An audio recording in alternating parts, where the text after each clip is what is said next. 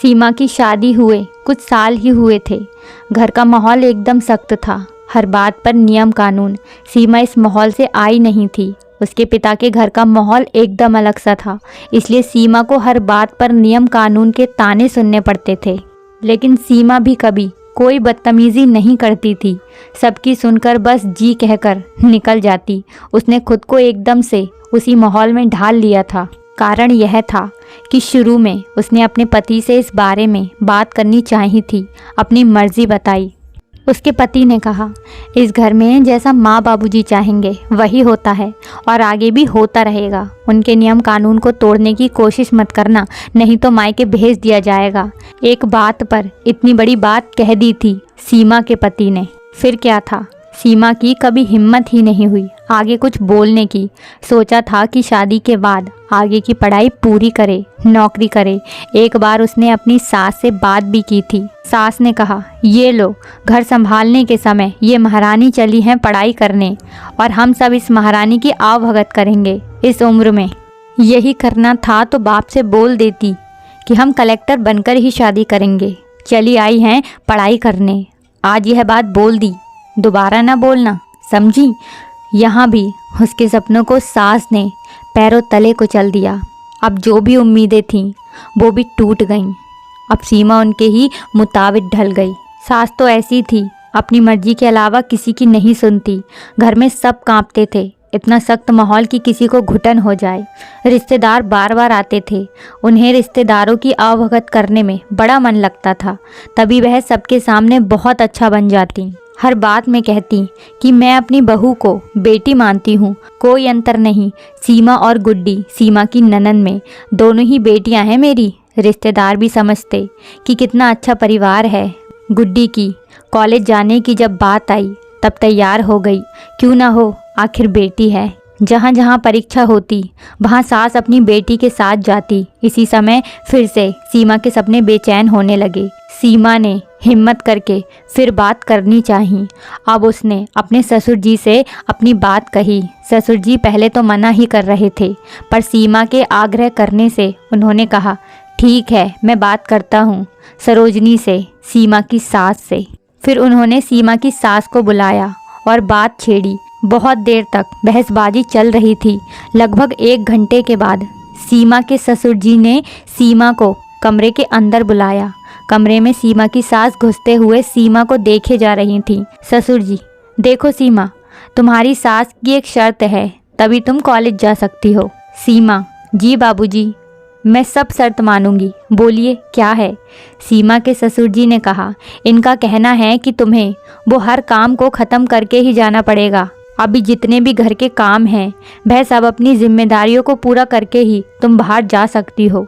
तुम्हें बाहरी दुनिया से कोई मतलब नहीं होना चाहिए, किसी से दोस्ती यारी नहीं, किसी के घर आना जाना, ये सब कुछ भी नहीं।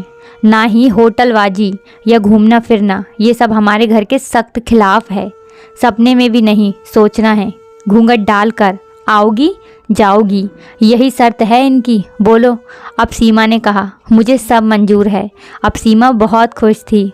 उसे तो बस अपनी पढ़ाई से ही मतलब था। सीमा का एडमिशन हुआ, वह भी उसके पिताजी ने करवाया, क्योंकि ससुराल वालों ने सिर्फ मंजूरी दी थी, बाकी कोई मदद नहीं की। सीमा कॉलेज जाने के पहले सारे काम कर लेती थी। सीमा अपनी पढ़ाई में व्यस्त हो गई, इधर गुड्डी भी कॉलेज जाने लगी।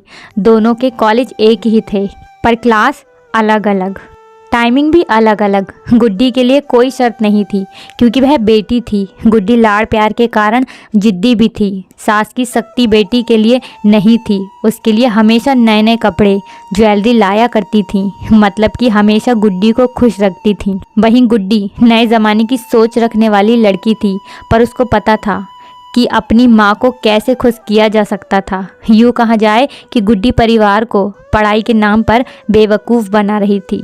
वह कॉलेज सिर्फ टाइम पास करने, दोस्तों से मिलने या घूमने जाया करती थी। पढ़ाई के नाम पर शून्य एग्ज़ाम का समय आता तो वह दोस्तों की मदद लिया करती।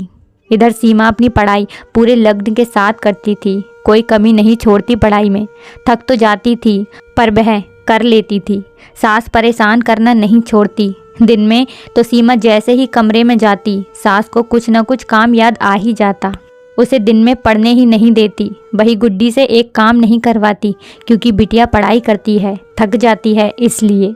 उन्हें क्या पता था कि बिटिया आंखों में धूल झोंक रही है।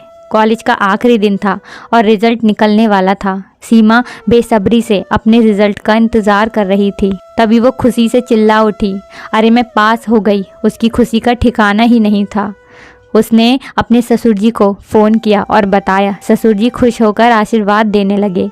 पीछे से आवाज़ आई, ए जी गुड्डी का भी रिजल्ट आया होगा, पूछिए तो सीमा से। वो बेचारी इंतज़ार कर रही थी, उससे बात करवाए। सीमा ने सास की बातें सुन ली। जी बाबूजी, मैं गुड्डी से बात करवाती हूँ। सीमा गुड्डी के क्लास में गई पर गुड्डी नहीं मिली। कुछ लड़कियों से पता चला कि गुड्डी आज कॉलेज आई ही नहीं। सीमा हैरान हो गई क्योंकि गुड्डी तो सुबह ही कॉलेज आई थी। फिर गई कहाँ? सीमा घर आई और सभी बातें बताईं। सास ने सीमा को ही उल्टा सीधा बोला कि तुमने ठीक से देखा नहीं होगा, तुम तो मेरी बेटी से जलती हो। देखना मेरी बेटी पूरे कॉलेज में अब बलाएगी। फिर सब गुड्डी का इंतज़ार करने लगे। शाम हो गई तभी गुड्डी का फ़ोन आया, माँ मैंने शादी कर ली है, मैं घर नहीं आऊँगी और आप लोग मुझे ढूंढना भी मत। इतना कहकर गुड्डी ने फ़ोन रख दिया। सास के पैरों तले ज़मीन खिसक गई। वह बेहोश हो गई। होश आने के बाद वह बस रोए जा रही थी। सीमा अपनी सास को संभालती और समझाती है। सीमा की सास हताश हो गई। उनकी बेटी ने कहीं का नहीं छोड़ा। सारी अकड़ निकल गई। एक बहू जिसने उनका सम्मान रखा और एक बेटी जिसने नाम खराब कर दिया। वह सोच में पड़ गई कि ऐसी सख्ती अगर बेटी पर लगाती तो आज उनको यह दिन देखना न पड़ता। उन्होंने अपनी बहू से माफ़ी मांगी और कहा कि ज़िंदगी में कभी भी अब वो दोबारा ऐसा बुरा व्यवहार अपनी बहू के साथ नहीं करेंगी। तो दोस्तों, इस कहानी से आज हमें बहुत कुछ सीखने को मिल रहा है। अब सास और बहू बहुत खुशी खुशी मिलकर रहती थीं।